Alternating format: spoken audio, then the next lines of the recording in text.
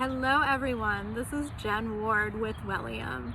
I'm here today to chat about the menstrual cycle and Chinese medicine. So traditional Chinese medicine has a fascinating way of looking at our menstrual cycle. And so we have an opportunity to eat and live according to the natural ebbs and flows of nature for those who menstruate. So blood, yin, yang, qi. So we're just going to keep that in mind. Blood, yin, yang, qi. So when we menstruate, if we think about it, the body, the action of the body during that phase, it's all about, we would say blood, we want to say moving the blood, and there's also some building needed. So we want to create more warming in the body because blood and yin, blood is more yin, and so we need some warming, eating easy to digest foods. So I'm going to give you a tip for different tips for each phase. So again, if we look at each 4 phases, starting with bleeding, we're going to have blood, yin, yang, qi. So gentle exercise. It is important to keep movement, but we're going to have the exercise be a little more gentle because yin. We've talked in other videos about yin and yang. Warming, easy to digest foods. So that's blood. So the next is yin. So we want to nourish and rebuild. So after bleeding, the body is doing a couple things because we have to rebuild and nourish. But then we're also heading towards this mid-cycle, towards ovulation. So nourish, rebuild, we want to rest and rejuvenate. This I love, especially this time of year. Spring nettles tea is great. Again, this time of year, depending on where you live, berries, so blackberries, raspberries. Again, still in this yin. So blood, phase 1. Yin, phase 2, and then we're going to move into yang.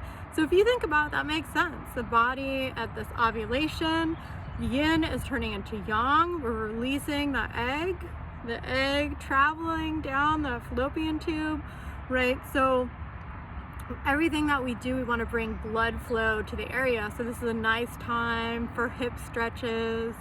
You can start to bring in some of the circulatory herbs, like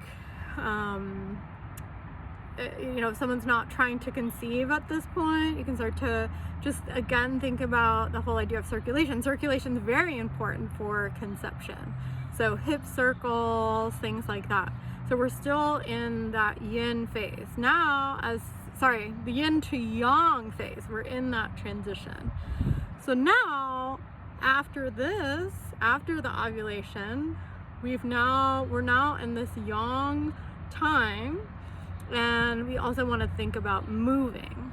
So during this time, it's, we might find that our natural rhythm is we're going to start to slow down as we head towards menses, but yang is kind of ovulation, yang has reached the peak. So now we're going to see, we likely see energy dip off, but we need to kind of keep warming and enlivening. So it might be a brisk walk and not a run leading up to menstruation. Because the whole point is, as someone that's worked in women's wellness for 12 years, I'm seeing most of the time we're finding women that are just overall deficient. And in Chinese medicine, yin is so important, especially for menstruating individuals. So we really need to take a look in all phases at stress. But if you can just remember, and we'll keep continuing to educate throughout this year with different videos, but blood, yin, yang, and qi. So we want to build, we want to rebuild, support yin, we want to support that transition yin to yang, that energetic, and then we want to keep movement going as we head towards menstruation, and then it all begins again.